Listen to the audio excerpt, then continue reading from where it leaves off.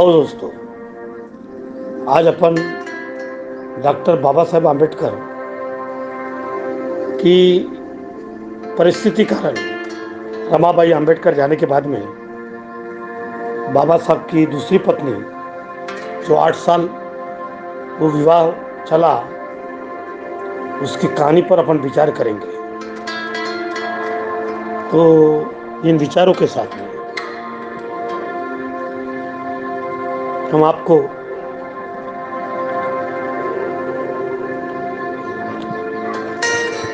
उसके आधार पर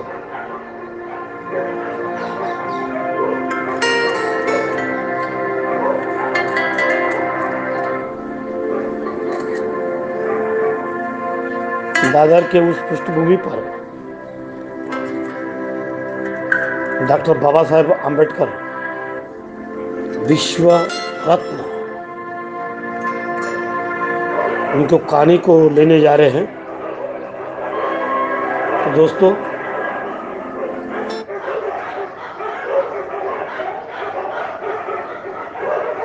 हम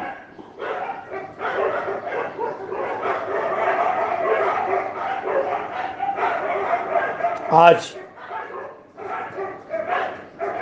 डॉक्टर बाबा साहेब आम्बेडकर का सेकंड मैरिज ब्राह्मण लेडी के साथ में, जो सविता कबीर MBBS और एक उच्च ब्राह्मण कुल की थी, उनका इतिहास के बारे में हम आज आपसे बातें करेंगे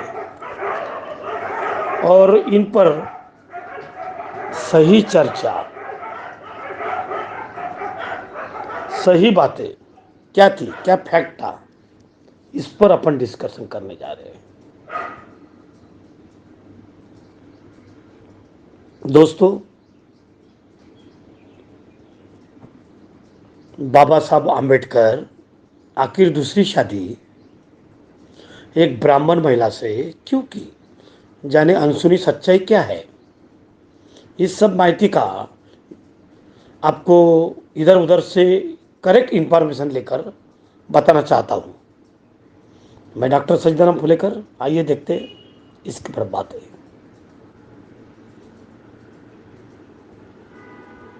एक शिल्पकार, संविधान निर्माता डॉक्टर बाबा साहेब आम्बेडकर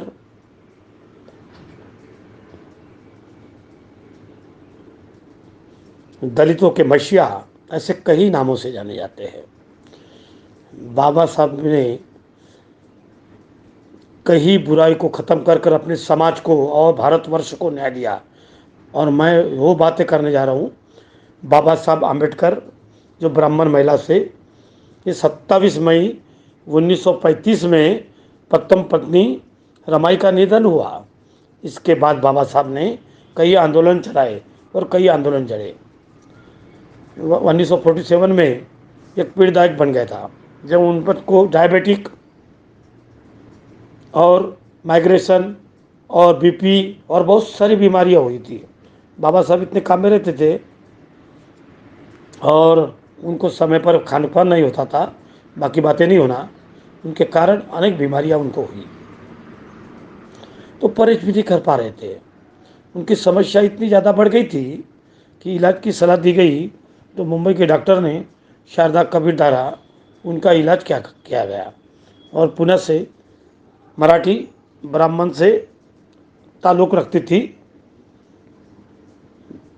वो कुलीन ब्राह्मण उचित परिवार से थी। उन्होंने मुंबई से MBBS किया था। बाबा साहब के इलाज के दौरान दोनों में नज़दीकता आ गई। 15 अप्रैल 1948 को डॉक्टर बाबा साहब ने शारदा कबीर से दूसरी शादी की थी। उस समय डॉक्टर साहब उनकी 57 साल की थी और शारदा ताई की उम्र 45 साल की थी। दोनों में 12 साल का अंतर था। डॉक्टर बाबा साहब आम्बेडकर इस शादी से ब्राह्मणी दलितों का एक वर्ग एक नाराज हुआ था। शारदा कबीर बाबा साहब के सुधार, उन्होंने संविधान के लिए, जब 1956 में बाबा साहब ने बुद्ध धर्म अपनाया तो शारदा कबीर भी बौद्ध धर्म अपनाया इसके बाद बाबा साहब सविता आम्बेडकर का नाम हो गया। डॉक्टर बाबा साहब आम्बेडकर के रिश्तेदार और परिवार के लोग बहुत नाराज थे। सविता आम्बेडकर से बहुत बड़ी कीमत चुकानी पड़ी। ब्राह्मण समिति ने उनको विरोध किया। उनके पद यानी इधर दलितों का वर्ग इस बातों को बहुत नाराज था। डॉक्टर बाबा साहब आम्बेडकर बाबा साहब से शादी कर दोनों परिवार में कभी स्वीकार नहीं किया। इस शादी के बाद बाबा साहब की जो चिंतन पर बातें चलने लगी, दलित इस बात पर नाराज थे। क्या उनको इनकी सिर्फ ब्राह्मण महिला ही मिली थी क्या? दूसरी शादी करनी थी तो किसी दलित से करना था। दलितों ने ये बातों को सजिश करने की ख़त्म की थी। 6 दिसंबर 1956 से बाबा साहब की महानिर्वाण परिवार विवाह और उसके बाद में बाबा साहब के परिजनों ने सविता आम्बेडकर को तरह तरह के लांछन लगना शुरू करवा दिए। यहाँ तक कि आरोप लगा है कि सविता आम्बेडकर ने ही बाबा साहब को मार दिया। डॉक्टर रमाबाई यशवंत पुत्र थे सविता आम्बेडकर से, वो भी बहुत नाराज थे। उन्हें दिल्ली पुलिस कमिश्नर को आवेदन देकर इस मौत की जांच करने की लगाई। इस बीच 1986 को तैयार करवा दिया। इस मौत की जांच तत्कालीन प्रधानमंत्री पंडित जवाहरलाल नेहरू से पत्र लिखे और सांसदों ने यह पत्र लिखा। जवाहरलाल नेहरू ने जांच कमेटी बनाई। इस समिति ने पाया कि डॉक्टर आम्बेडकर की मौत स्वाभाविक रूप से नेचुरल से हुई है और सविता आम्बेडकर पर जाए जो इल्जाम है वो बेबुनियाद है। बुर्जमती गोविंद पंत ने डीसी कांबड़े ने एक सवाल में बताया कि डॉक्टर बाबा साहब की मौत स्वाभाविक रूप से हुई। तो इस तरह से बाबा साहब आम्बेडकर की जीवनी एक कहानी है। दोस्तों, बाबा साहब आम्बेडकर जिनका जन्म 19 अप्रैल 1991 में मऊ में हुआ था। भारतीय समाज में जो नियम थे कभी भीमराव रामजी आम्बेडकर के लिए स्थायी थे। इन बातों को बाबा साहब ने ये सोशलॉजी, इकोनॉमिक्स, पॉलिटिशियन, धार्मिक और बहुत सारे बातों में बुद्धि मूवमेंट को प्रेरित किया और शारीरिक भेदभाव की तरफ सामना किया। प्यार तो किसी को होता है, बाबा साहब को भी नहीं। प्यार के बजाय उनकी परिस्थिति ऐसी थी कि वो इंसान के कारण हुआ। दोस्तों, तो चलिए जानते हैं अपन ये जिंदगी के बारे में।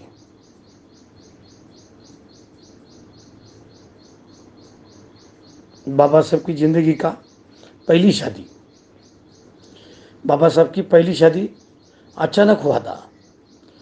उनकी पहली पत्नी रमाबाई आम्बेडकर एक साफ दिल की दयालु महिला थी। यही अपने पति के तरफ समाज सेवा जुड़ी हुई थी। रमाबाई ने आम्बेडकर से 1906 में बाईकुला में शादी की थी। उस समय बाबा साहब का उम्र 14 साल का था और रमाबाई का 9 साल का उम्र था। इस बात का कोई संदेश नहीं था कि रमाबाई एक कर्तव्यकार पत्नी थी और दयालु थी और उनकी अच्छाई की। उन्होंने अपनी दयालु के लिए काफ़ी कुछ त्याग दिया था। इन दुर्भाग्य से शादी के 29 साल बाद अपने लंबे समय पर चले आए बीमारी की वजह से चल बसी। पत्नी के मौत के बाद बाबा साहब पर अकेले हो गए थे। उन्होंने अपने आप को अपने व्यस्त कार्यक्रम में डुबा दिया और उनके वजह से उनके तबीयत पर परिणाम गिरा।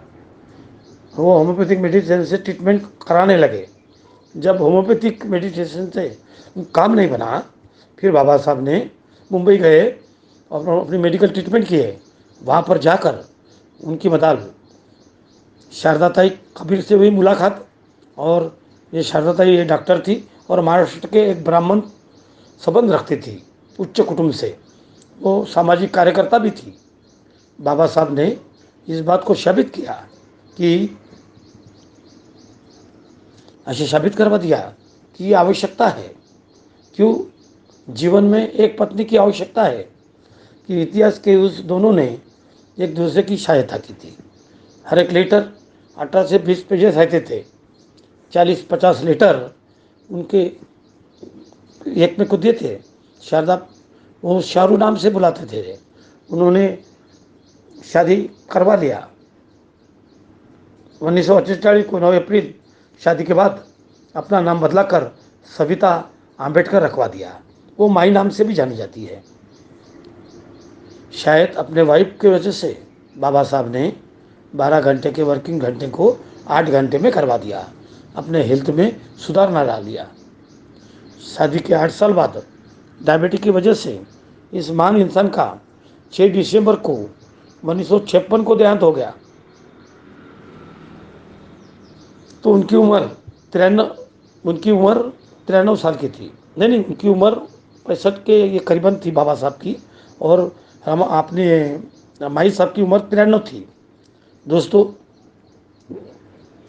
दोस्तों मैं इस शादी में अचानक कुछ कॉलेज के काम से गया था। तो दादर के पास में मैं कुछ बहुत ही कम लोगों के साथ में जो बधाई हो रही थी मौत की, तो मैंने पूछा तो बोले यह है। तो मैं रुक गया। मेरे भाई साहब भी थे और वो हमने महापरिनिर्वाण सविता आम्बेडकर का अपने आंखों से देखा, माई साहब का ये देखा। इनके बारे में हम जो बोल रहे हैं, तो दोस्तों सुनिए।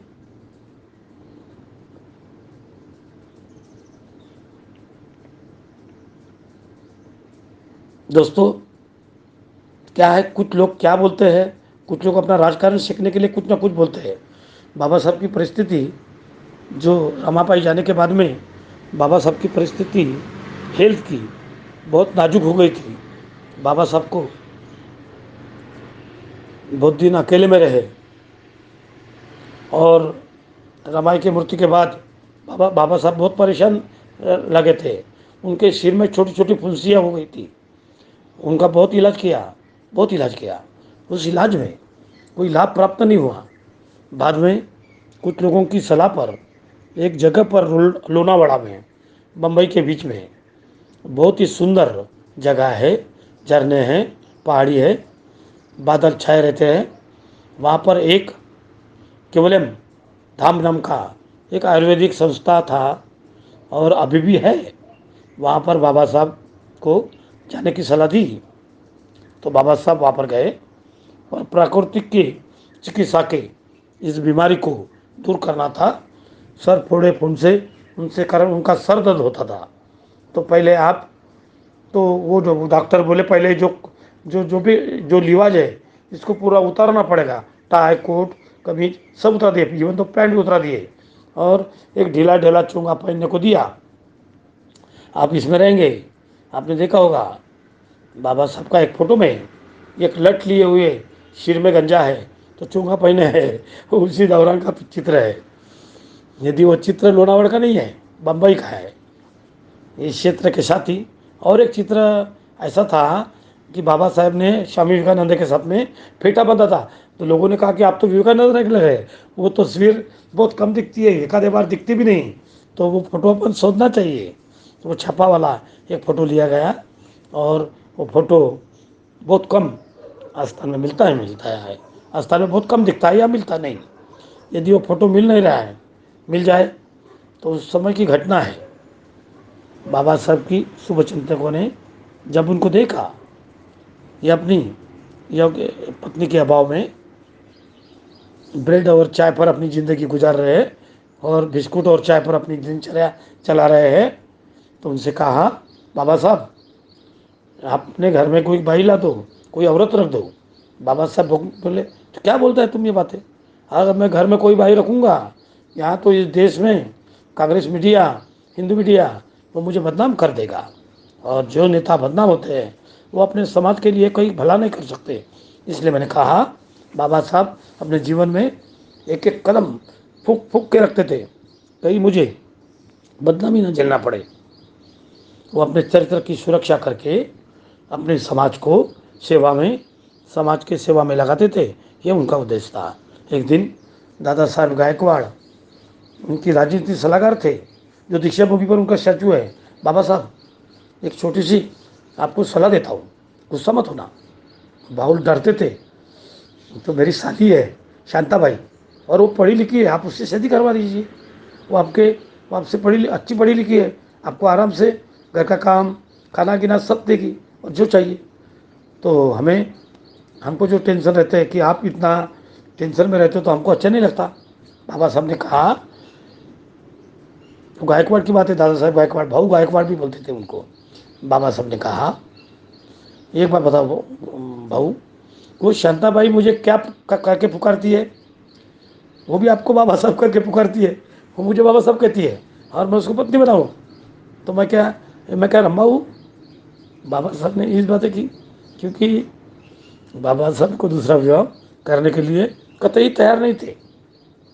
कारण यह है, अपने सुख और आराम से ज़्यादा अपने चरित्र की, अपने समाज की चिंता थी।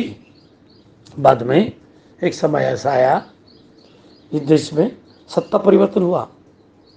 सत्ता परिवर्तन के बाद एक शर्त रखी गई यहाँ की कर्णधारों के साथ में,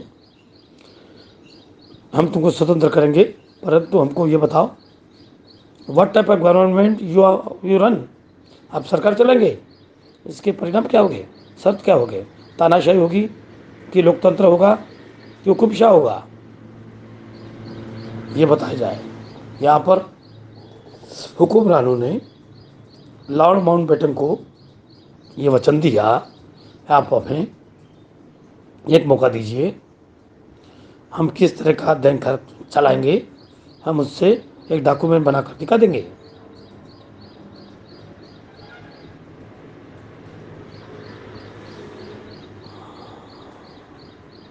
तो आ, इस तरह से ये सिलसिला, बाबा साहब ने बोला, मैं बीमार हूँ, मैं डायबिटीज का मरीज हूँ, मैं घटने का काम नहीं कर सकूँगा, ऐसे बाबा साहब ने उस आदमी को बताया। जब बाबा साहब ने घटना लिखने को मना कर दिए, तो नेहरू जी के जो दूत थे, उस दिन बाबा साहब ने रात भर बहुत विचार किया कि मैंने तो बोल दिया। तो उन्होंने विचार किया, उस विचार से आंखों में चमक आ गई, वो बिस्तर पर लेटे लेटे उठ कर खड़े हो गए, और विचार ही था, जब मैं समाज का प्रतिनिधित्व हूँ, उस पर गर्व करने लायक कोई चीज़ नहीं है। तो मुसलमान जब तक ताजमहल को देखते हैं, कुतुब मीनार को देखते हैं, लाल किले को देखते हैं, आगरे के किले के देखते हैं, तो गर्व से वो किला गौरव से हो जाता है। उसी समान अगर मैं संविधान लिखूं, तो मेरा समाज को भी मैं न्याय दे सकता हूँ, और मेरे समाज के लोग कहेंगे कि हमारे बाप ने ये घटना लिखी, तो मेरी घटना, ये कार्य बहुत बड़ा रहेगा, उस कार्य का फायदा बहुत बड़ा होगा, मेरे समाज को होगा, मेरे भारतीय समाज को होगा।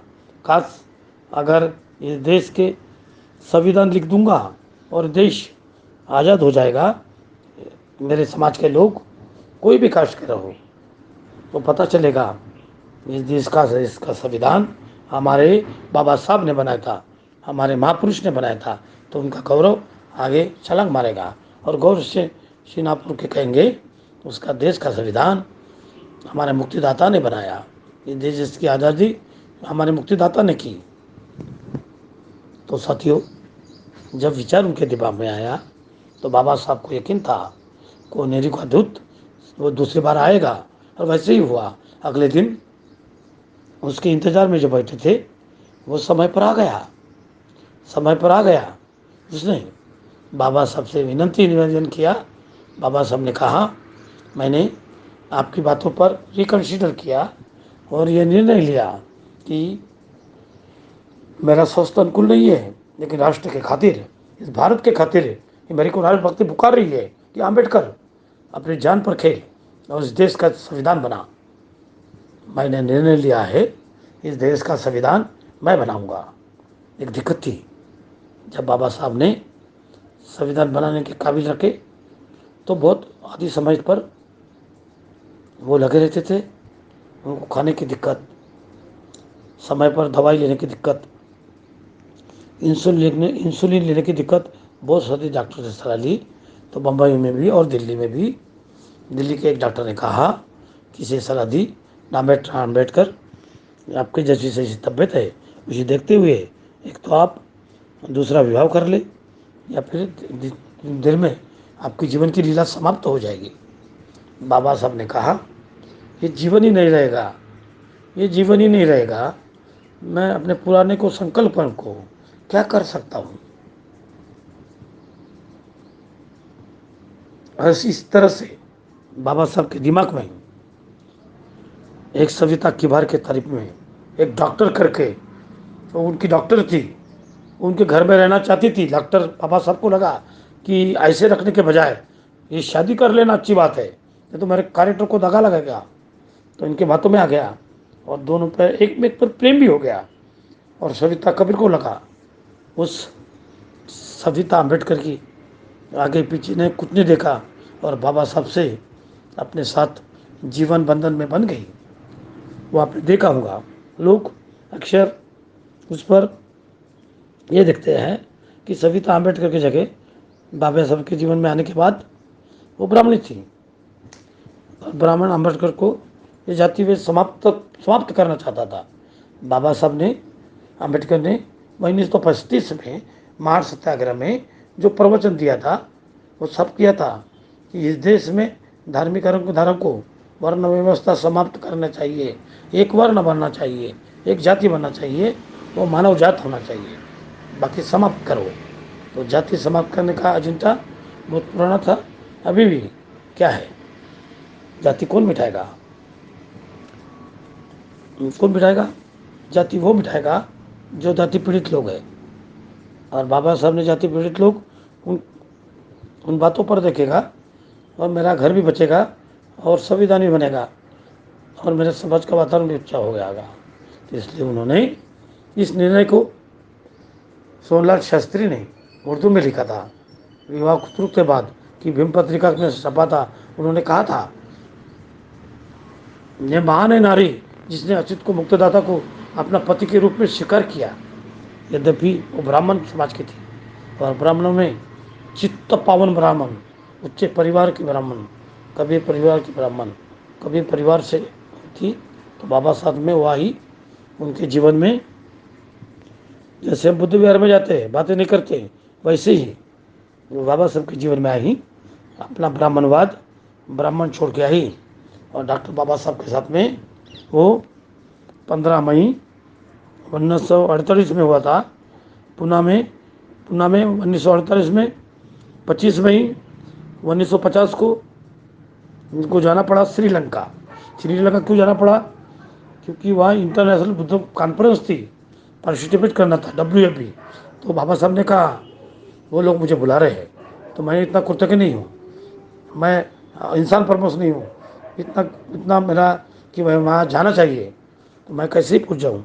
तो दिल्ली के बिरला मंदिर में महाबोधि विहार है, वहाँ सुबह 6 बजे जाकर अपने शाहरुख को, सविता अम्बेडकर को अपने साथ में ले आया और वहाँ पहुँच गए। और वहाँ पर भंते आर्य बनते और भंते यजी सदस्य था।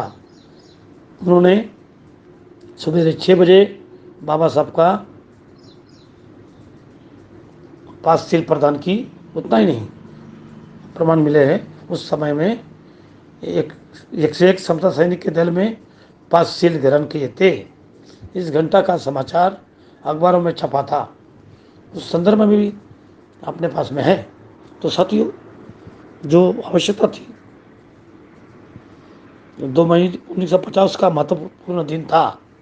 सविता अम्बेडकर ने भी बौद्ध पाठ प्रतिज्ञा ली थी, 5 सील ग्रहण की थी। उसके बाद वो श्रीलंका जाते हैं, कोलंबो जाते हैं, उनके साथ में सविता अम्बेडकर जाती है पत्नी के रूप में, तो डॉक्टर के रूप में। तो डॉक्टर बाबा साहब अम्बेडकर पत्नी का सहयोगी ये राजभोज, उनके राजभोज जाते हैं उस सम्मेलन में, जिसकी स्थापना किन्होंने की थी? प्रोफेसर मराठशेखर ने की थी। वो अध्यक्ष थे और उपाध्यक्ष कई थे। एक उपाध्यक्ष आनंद कौशलन भी थे और उस उपाध्यक्ष मंडल में बाबा साहब ने डॉक्टर आम्बेडकर के साथ में उसकी देखभाल करती रही। उन्हें खाना कैसा होना चाहिए, पीना कैसा होना चाहिए, समय पर इंजेक्शन इंसुलिन देती रही। बाबा साहब वो कब वो सभी देख रहे थे। बाद में बाबा साहब ने वहाँ से वो आ गए। ये जो AWFB 25 मई थे, श्रीलंका में कोलंबो में आधारित हुई थी।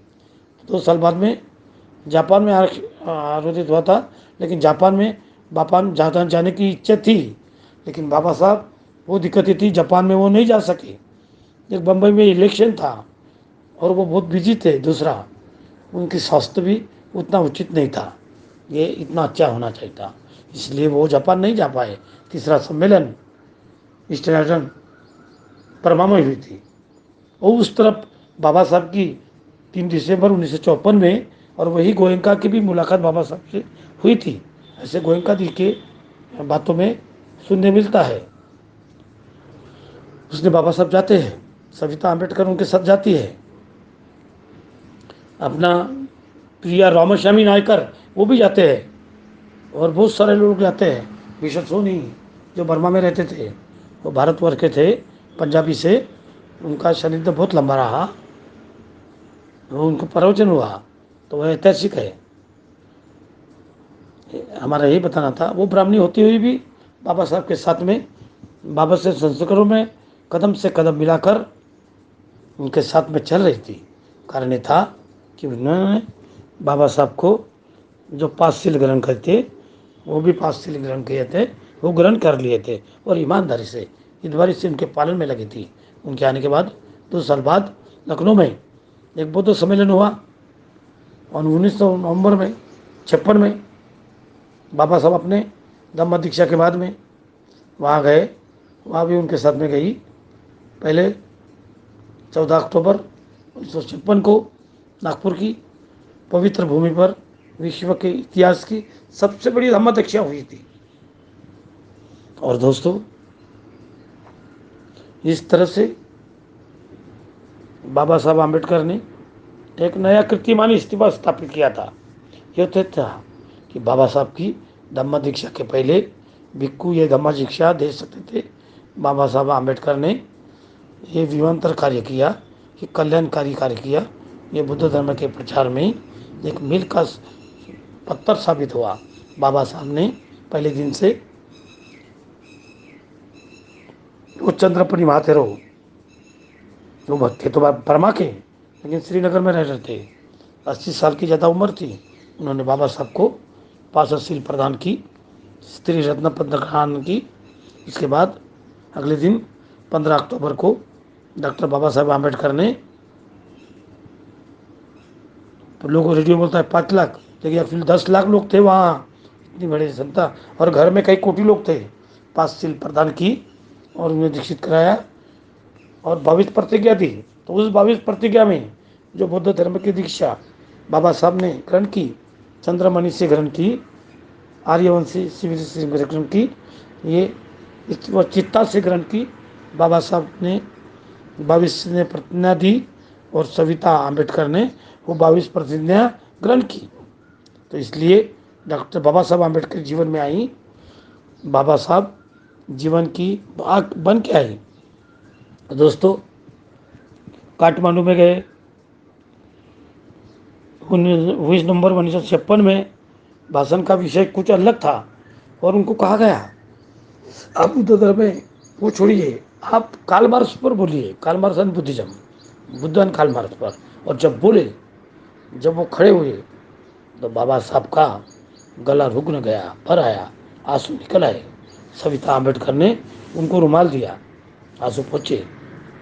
तो बाबा साहब ने अपना धारा प्रभाव प्रवचन दिया था, उसका आज तक कोई मुकाबला नहीं कर सकता है। तो दोस्तों, बाबा साहब की घर में जो आगमन हुआ, वो बहुत ही उपलब्ध स्थिति से भरा हुआ है।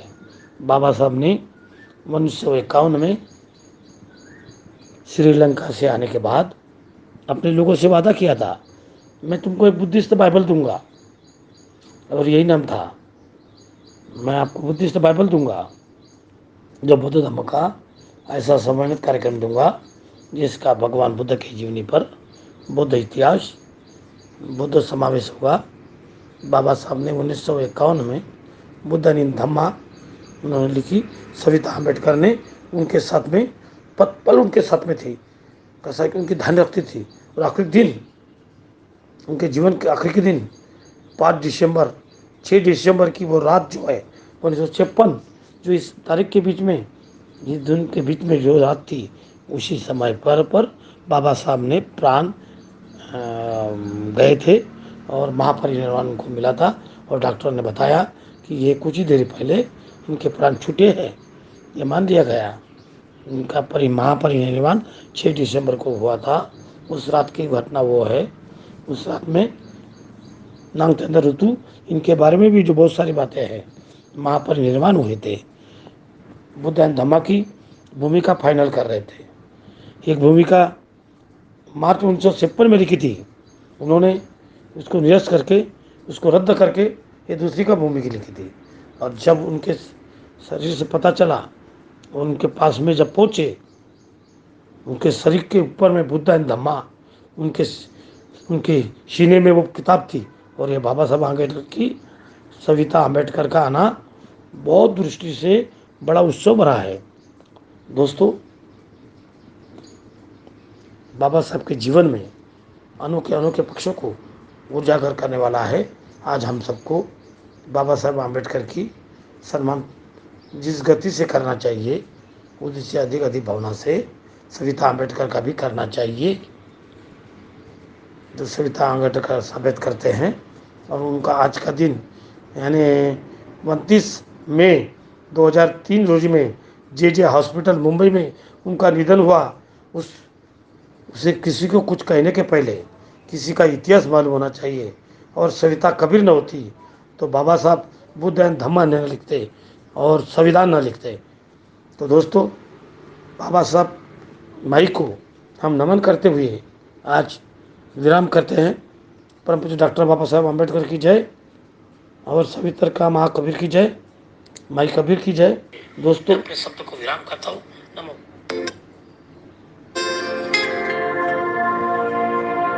दोस्तों, कुछ भी बात बोलने के बजाय सही बातों को दिल में लेना चाहिए। सविता कबीर यानी माई आम्बेडकर ने जो काम किया है, वो बहुत भावपूर्ण काम थे, बहुत अच्छे काम थे। और क्या है, अभ्यास न होते हुए चढ़ाने वाले चढ़ा देते हैं और बोलने वाले बोलते हैं। तो दोस्तों, बाबा साहब अम्बेडकर का वो हमें बातें याद आती है।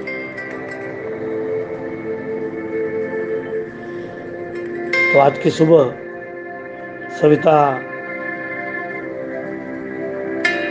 माई साहब के नाम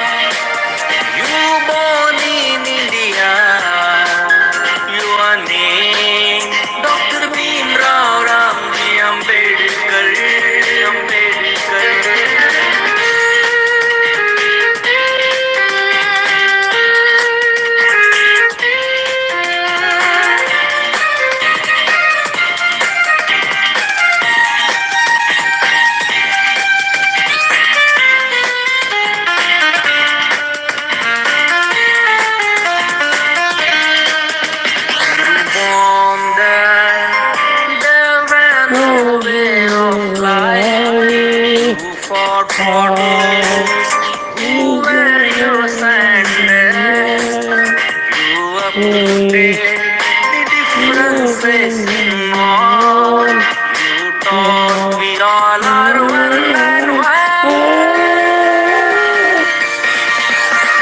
People star, you go to India.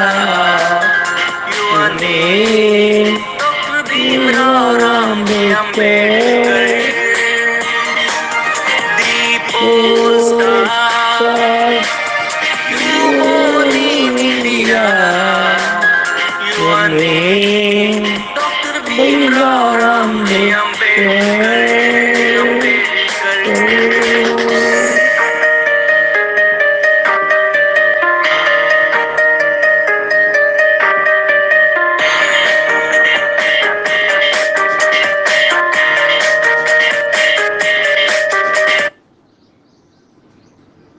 दोस्तों, इस तरह से बाबा साहब के इतिहास में बहुत सारी बातें आई और बाबा साहब भीमराव रामजी आम्बेडकर देश के मसीहा बने, वो भगवान से भी ज़्यादा बने, वो तथागत के रूप में हमको प्रकट मिले और वही तथागत बने।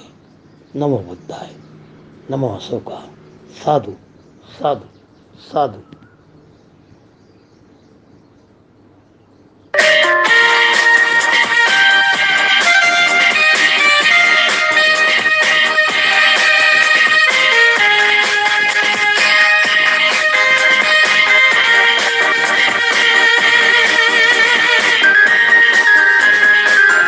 चलो दोस्तों, मिलते हैं जल्द। आपका साथी doctor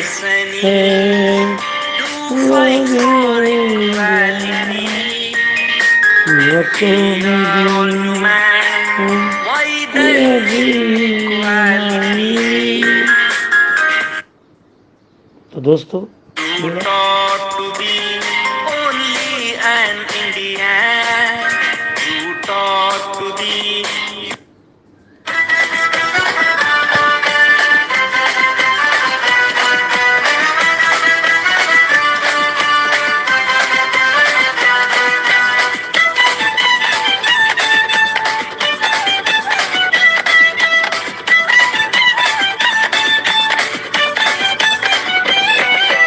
I am because of him. I will say only Jai Bhim.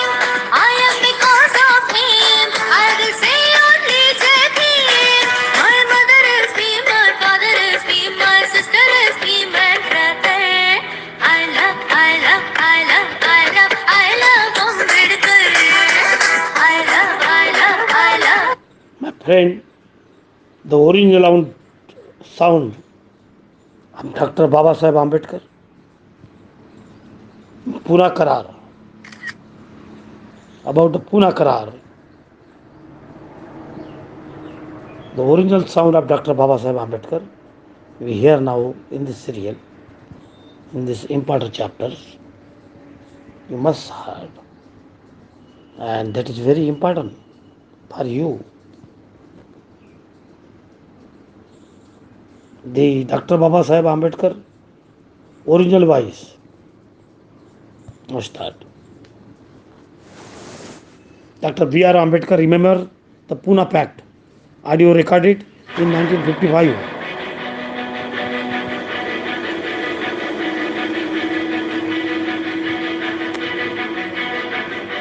Speaker is the distinction scholar, constitutionalist, revolutionary leader, Dr. Baba Saheb Ambedkar.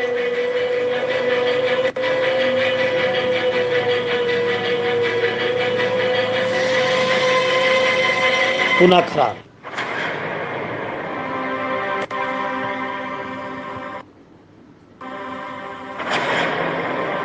Memories of D.M.K. Gandhi. As a politician, he was never a Mahatma, and I refuse to call him Mahatma.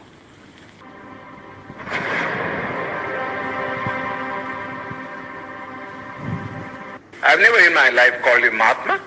He doesn't deserve that title. Not even from the point of view of his morality. You see? And back to the Pune Pact, you wrote that. Yes. Can you remember a little of what Gandhi said to you and what you said to him? Oh, I know it very well. I know it very well. The British government, in the original award which MacDonald had given, had accepted my suggestion. I said, look here, the Hindus want that there should be a common electorate, so that there will be no separatist feeling between the scheduled caste and the Hindus. We think that if you have a common electorate, we would be submerged, and the nominees of the scheduled caste who would be elected would be really slaves of the Hindus, not independent people. Now, I told Mr. Ramsay MacDonald that this is a sort of a thing that he might do. Give us a separate electorate. Give us a separate electorate, and also give us a second vote in the general election, so that Gandhi cannot say that we are separated in point of election. First of all, my contention was this, that for 5 years we lived separately from the Hindus, with no kind of intercourse or intercommunication, you see, of a social or a spiritual sort. What can one day's cycle of participation in a common electorate do to remove this hardened crust of separatism which has grown for centuries? It's a foolish thing to think that if two people vote together, you see, in a common polling booth, that their hearts are going to change. It's nothing of the kind. Mr. Gandhi has got this madness in him. Well, let this be satisfied by this kind of a system. Give the untouchables 2 votes and give them a population representation of ratio, so that the weightage would be in terms of votes and not in terms of representatives, so that the Gandhi and others may not complain. That Ramsay MacDonald accepted. The award was really my suggestion. I wrote to him a letter from Naples that this is what I would like him to do, you see, so that there may be no trouble. This is exactly what he did. You see, gave us a separate electorate and also a vote in the general electorate. But Gandhi didn't want that we should send our 2 representatives. Therefore, he didn't want the separate electorate part of the award, and went on fast. Then they all came to me. They said, well, the British government said, if he agrees to abandon the award, then we have no objection. But we can't abandon the award ourselves. We have given the award, we have taken all things into consideration, and we think this is the basis. You have to read Ramsay MacDonald's letter. It's a very clear statement that we haven't done anything to aggravate the separation. In fact, we are trying to bridge it up by bringing the 2 sections together in a common electoral roll. But Gandhi's object was that we should not get a free, independent representative. Therefore, in the first place, he said, no representation ought to be given to us. That's how he stand in the Round Table Conference. He said, I recognize only 3 communities, namely Hindus, Muslims, and Sikhs. These are the only 3 communities that will have a political recognition in the Constitution. But the Christians or the Anglo-Indians or the scheduled caste will have no place in the Constitution. They must merge themselves in the general community. That was the stand that he had taken. Well, all his friends, I know, you see, were asking him how foolish was his attitude. His own friends had quarreled with him on this subject, that if you are prepared to give the special representation to the Sikhs and special representation to the Muslims, who are 1,000 times superior in strength and political and economic stamina, how can you deny to the scheduled caste or to the Christian? He always used to say, oh, you don't understand our problem. That's all he was saying. Alexander even, who was a great friend of his, had a serious quarrel with him, as he told me. Then the French woman, who was his disciple, I forget her name now, she also had a great quarrel with him. That we don't understand this attitude. Either you say, we won't give anything to anybody. Let there be just a common role. Then we can understand that. That's a democratic thing. Go on saying that you will give it to the Muslims and you give it to the Sikhs, but not to the scheduled caste, seems absurd. He could give no answer. He could give no answer. So we suggested this method.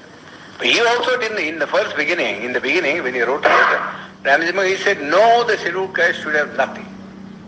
No representation. You see. Then his own friend said to him, this was asking for too much. You see, nobody would support you in this matter. Then Malviya and others came to me and said, well, could you not help us to solve this problem? You see, I said, well, I don't want to solve this problem by sacrificing what we have been able to get from the British Premier. So you went to... I suggested alternative formula. And that formula was that I am not prepared to give up the separate electorate, but I am prepared, to modify the thing in this way, namely that the candidates who would stand in the final election on behalf of the scheduled caste should be first elected by the scheduled caste themselves, sort of a primary election, and that they should elect 4 people. 4. And the 4 then should stand in the general electorate. And let the best one come, see, so that we get some assurance that you don't put up your own nominees, but that we do get people who will express our voice in the parliament. That Mr. Gandhi had to accept, so he accepted that. Of course, we had the benefit of it only in one election, in 1937. There you will see that the Federation swept the poll. Gandhi was not able to get a single candidate of his party elected. Well, did he bargain very hard at the end of his fast? Oh, of course. He bargained and bargained. I said nothing doing. I am prepared to save your life, provided you do not make hard terms. But I am not going to save your life at the cost of the life of my people. This is too much. How much I have labored in all this, I know very well. And I am not going to sacrifice your whim. Sacrifice our people's interest just for the sake of satisfying. It is a huge whim. How can one day's common election alter the situation? You simply cannot alter the situation. So really he worked entirely as a politician. As a politician, he was never a Mahatma, and I refuse to call him Mahatma. I have never in my life called him Mahatma. He doesn't deserve that title. Not even from the point of view of his morality. You see?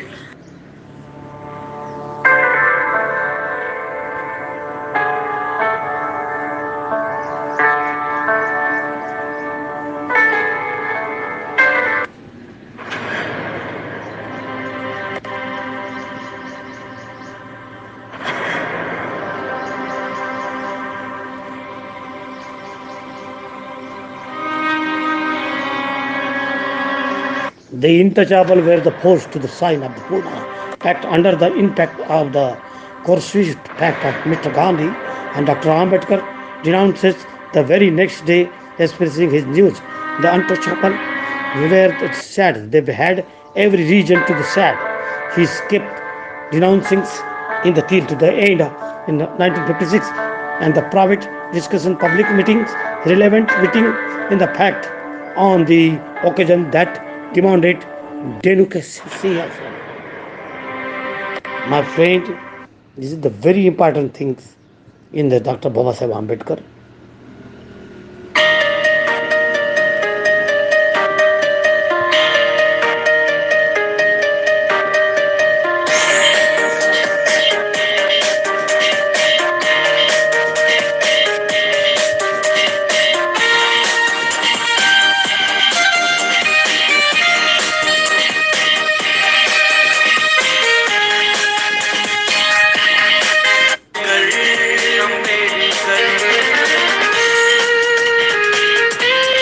और आज हमें गर्व होता है हमारे उस बाबा साहब पर, लेकिन आज अंबेडकर जी के नाम से, बाबा साहब के नाम से, हमारे पिताजी के नाम से, हमारे बाप के नाम से जो भी लोग एक्शन करते हैं अंबेडकर फैमिली के, ऐसा लगता है कि वो डुप्लीकेट मारने का प्रयत्न करते हैं अंबेडकर नाम से।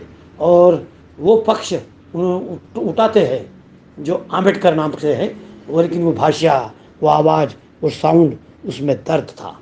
बाबा साहब आम्बेडकर की हिमालय की ऊपर का आम्बेडकर था। और ये जो आम्बेडकर है, ये कल के लगाए हुए पौधे हैं जो आज उन्हीं बातों को दोहराते हैं कि बाबा साहब ने ऐसा किया, बाबा साहब ने वो किया। Nothing, he do something, he get only money, they are very certain for the world. My friend, I am self to Dr. Baba Saheb Ambedkar.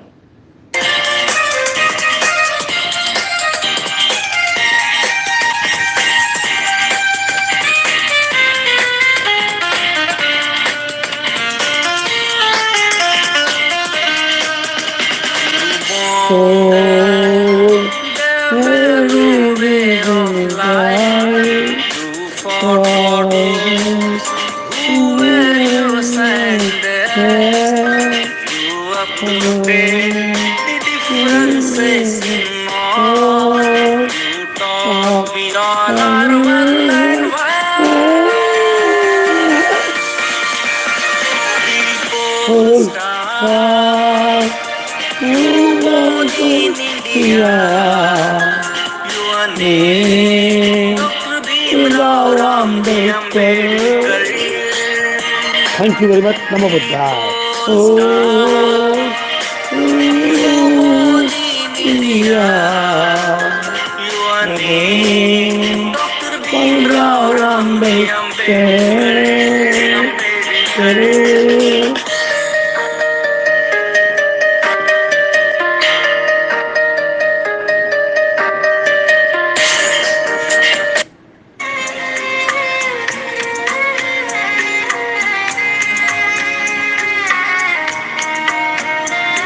तो दोस्तों मिलते हैं।